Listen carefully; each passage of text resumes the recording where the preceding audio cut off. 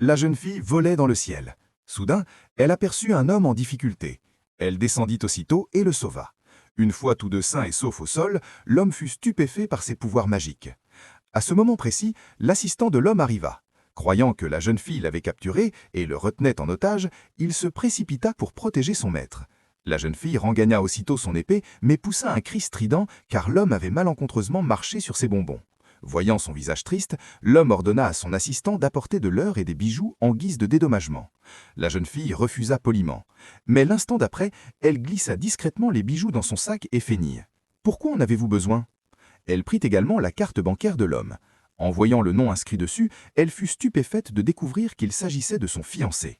La jeune fille courut alors vers lui et l'enlaça. Mais l'homme, ignorant tout de leur fiançailles, la repoussa brusquement.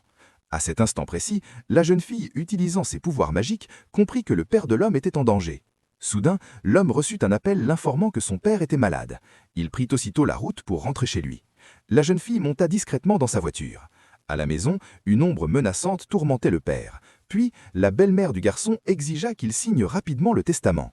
En réalité, elle voulait s'emparer de tous les biens.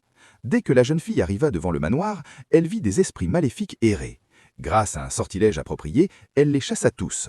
L'homme entra dans la pièce et découvrit la vérité sur le complot de sa belle-mère.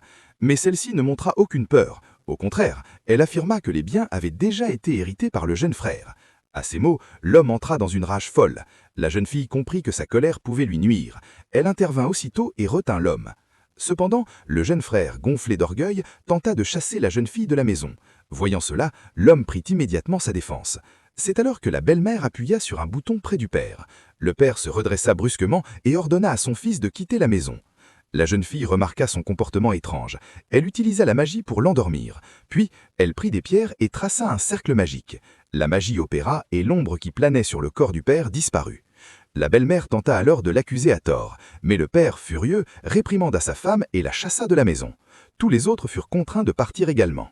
Lorsqu'il apprit la vérité, à savoir que la jeune fille lui avait sauvé la vie, il lui en fut profondément reconnaissant. Mais il la bâillonna aussitôt pour qu'elle ne puisse rien dire. La jeune fille lui montra alors la preuve de ses fiançailles. Le père comprit enfin qu'elle était la fiancée de son fils et décida de l'épouser sur le champ.